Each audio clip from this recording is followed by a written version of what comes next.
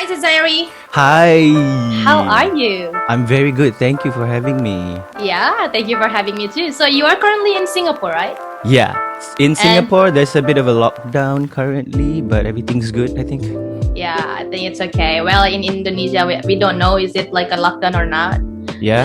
It's such a difficult time for everyone. Yeah, I know. Mm. So we hope everything going well in the future and we can meet in person maybe. Yeah, I hope so too. I can't wait to be in Bali. Okay, so let's talk about it too. It released on 2018 Yeah. and suddenly in 2021, now it's boom on TikTok. Yeah. Like, have you ever imagined this?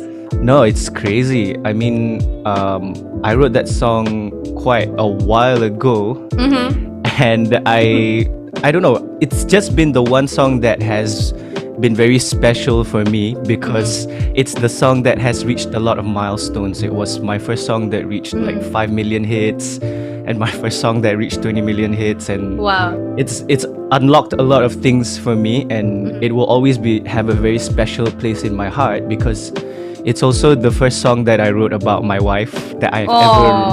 Yeah, it's the first time that I decided, you know what, I don't care anymore. I'm just gonna write a song about my wife.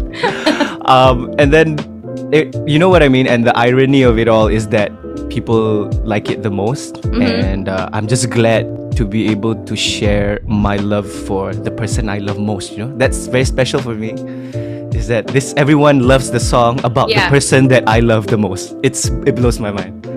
That's amazing. But also, like, people interpret that song not just for wives, but also for families, and some of them also for the loved one that passed away, especially during this kind of pandemic. Because I saw a lot of comments in your YouTube channels, and they've been saying it reminds me of my wife that passed away like a few weeks ago. I saw a comment like that, and I replied to it. I was so sad. I was literally at my computer for like 30 minutes going, oh my god. Before this, the realization that people use this song for all sorts of emotional reasons, you know. Because before this, to me as a writer, it's only about one thing. Yeah. But then now realizing that it's reached a much larger audience, that people use it for all sorts of reasons, and it really warms my heart, I think. Oh, that's amazing. Yeah. So, like, did you still remember the numbers? I mean, like, the views number before it going boom like now? Like 1 million in A YouTube, million? I think. You know what? Just before this interview started, I checked on YouTube. It's like 12 million. Wow, that's crazy. That's amazing, and a lot Yeah. of positive comments also coming up from in the comment sections. Yeah, What- and what a lot of Indonesian people also. I know, especially maybe we are the largest one to use TikTok. That's why they're always there. Maybe. And a lot of people say it, like, maybe in Indonesia they will say like, aneh banget, view-nya cuma segini tapi lagunya sebagus ini gitu. Oh, Like they say man. like lagu sebagus ini, but again, like, But so how weird. come it's Okay. 2021? It's just show up.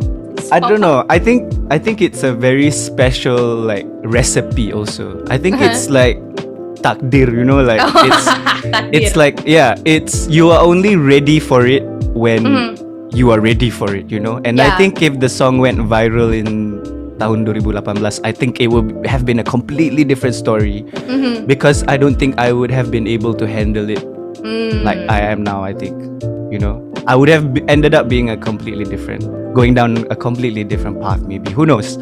Yeah. So I always believe in this takdir thing, and in like how Yeah. everything is meant to be. Yeah, Everything there's has always its time for everything. Yeah, exactly.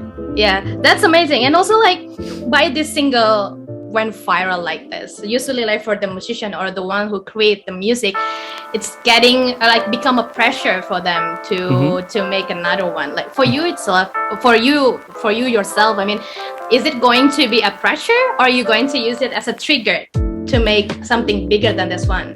You know, I think a lot of people only recently heard of me, but I've been making music for like 12 years professionally. I Wow. think. Yeah, like for 12 years I have like suffered financially, emotionally, all kinds of ways in the music industry that you can think of. So I think there's what a lot of people don't realize about artistry and this whole seni business, right? Is that there are 90% of those who are really good that you don't see. that's the thing, is that Agree with that. there are a lot of artists who are still working on their art that don't want to put it on video, that don't Yeah. want to put it on record yet, you know. And because I come from art school, or even though I dropped out of art school, but I learned in school that there are so many people who are not ready, who will never think that they are ready yet, even though they are really good. And I think whenever I have the opportunity to tell younger musicians to not wait, I think I will always say, you know, just give it your best right now. Like whatever you are, don't be, because I know so many people who are good up till they're 40 and they don't release anything, you know? It becomes a very depressing thing. So I think whatever stage you think you are at now, it's always good to learn more. Just keep your mind open to learning more about whatever you're doing, and don't be afraid to be yourself. Wow, that's amazing. So like for you currently, like do you make any songs that maybe will be releasing like soon? Yes, I'm actually working on. So I released a song called Raindrops last year, and a song called Blue this year, which is actually a part of like a bigger EP that I'm doing with a couple more songs in it. So I'm quite excited to let everyone hear that. Okay. And with this whole pandemic things, I mean, like we know also like from the news, if especially for Singapore and Indonesia, it's really close. So like we know each other's problem. We can say like with the lockdown up and down. Like for you as a musician, this pandemic, is it make you stuck? Like especially like with the ideas in music? I would say yes. A lot of musicians will be like, oh, I'm really enjoying this alone time. And last year, so many musicians like came out with so much music. But for me, I think when I get creative is when I'm out of my comfort zone. So like I'm so used to like traveling to write music, or being out of my house, you know, at least just out of my house. So it's been a bit challenging for me trying to get used to doing everything online, doing production work online and writing online. But I think it took me about almost a year to get used to it. But now I'm pretty okay with it. I wouldn't say like I'm super efficient or whatever. And that's the other thing I want to say about people who make themselves feel bad because they're not doing enough, you know. And I think if anything in this pandemic, most of us feel like, oh man, I have so much free time, but apain sih, like what am I doing? I'm not doing anything at all, you know. Like I think don't feel bad for taking some time off to rest also, because some people just need more rest than others. Some people just don't have the energy to deal with everything that's happening around the world, you know. The world is hard, man. It's a difficult place, So don't feel bad. Just santai aja, you know. Santai aja. Slow kalau orang Indonesia. Exactly. Slow aja. Okay, so like currently everything is in music, like in the music world is going really fast. The social media also playing a big part in it. Like maybe right now, like you say, like there's a lot of people maybe currently making music, but they don't want to show up, and suddenly they show up in the social media, something like that. So like for you itself, like what do you think about the music world that may be evolving really, really fast like this as a musician itself? I think because everything moves so fast, it's bad and good, but when you're focusing on the good, I think it's evident now more so than ever that good music is good music.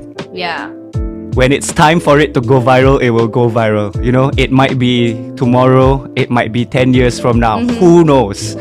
People now, like kids are listening to Japanese city pop. I mean, like when in the 80s, right?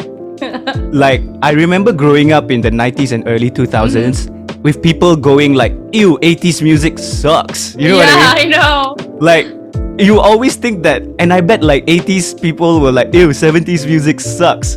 But it's always like an endless cycle, right? But I really firmly believe that if the music is good, it will withstand the test of time. And it doesn't have to be, and what I mean by good is not that it's musically complicated or that, it just has to be honest, real, and it just has to connect to an audience the best way possible, you know. And I think that it will withstand the test of whatever social media or whatever next VR technology that we're gonna be living in. Like, you know, it's gonna be there still. I think if it's good, it's good. It's going to be everlasting. Yeah, exactly. Yeah, it's stuck in people's heart and mind. Correct. So, like, I read a lot of your interview, and I remember I read one with Sony Music Indonesia. At the time, you say like you really like and you adore Tulus from Indonesia. Oh yeah. Yeah. So, like, you met him. Do you have any collaborations coming up together? Maybe. He actually was the first person that I contacted. Oh. In 2014 tahun 2014, I think. Yeah, because I heard album Gajah and I was like, wow, who, like, this was when before Tulus was famous. And I was like, who is this? I asked my manager, like, back then I was an indie musician also, before I got signed to a label, and I was like, who is this guy? Like, why is Indonesian music so good?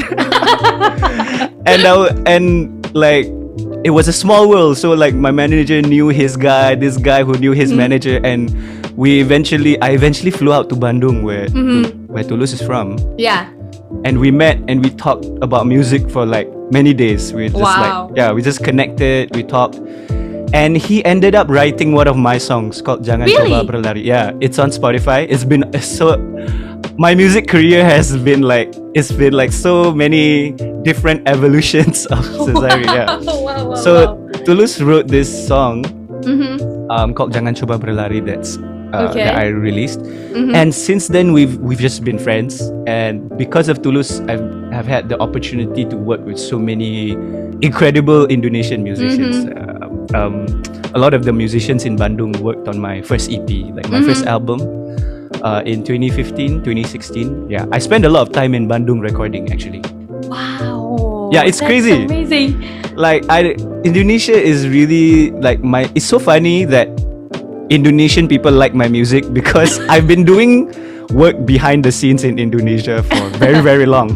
So, yeah, it's nice to finally, I guess, you know? Oh, wow, that's amazing. I mean, like, maybe because Indonesian always take everything very personally. No, I get it. I mean, like they're always attached to the heart. Like whatever it is, like even with the song, it's always stuck in their heart. Yeah, I'm so happy. My grandfather will be so proud of me. Oh, everybody will be proud of you. Okay, so like, if you giving, like you said about 10 years ago, like you start your career in music like 12 years ago. If you can say one word, or maybe not just one word, and an advice maybe for yourself in 10 years past, like yourself 10 years ago, like what would you say? Wow. Like now, tell myself 10 years ago. 10 years maybe ago. Maybe you go back with the go back in machine. Time. Wow, so I would make a list first. That's what I would do. I would sit down, take a few days, make a list. But I generally would tell myself to calm down. I think. Yeah.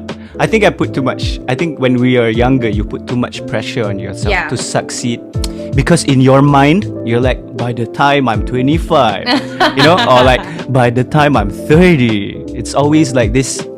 It's all an illusion, you know. It's all fake because you are internally, you are not deciding that. Your society is deciding that for you, you know. Yeah, so, true. I think just calm down, take it easy, don't stress yourself to be anywhere. Just try to do your best at any given time possible, and it'll be good. Okay, that's amazing. That's amazing. So lastly, like, what do you want to say to your fans in Indonesia, especially in Bali? Man, I would really love to come and sing for you soon in Bali.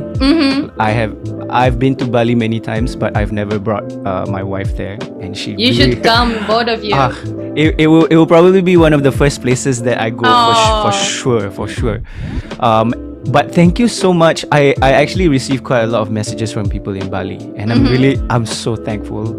And I'm so thankful that people are still listening to It's You in 2021, and that because of it, people are listening to my new music. Stream Blue, stream all my new songs, and I can't wait to let you guys hear everything that's back.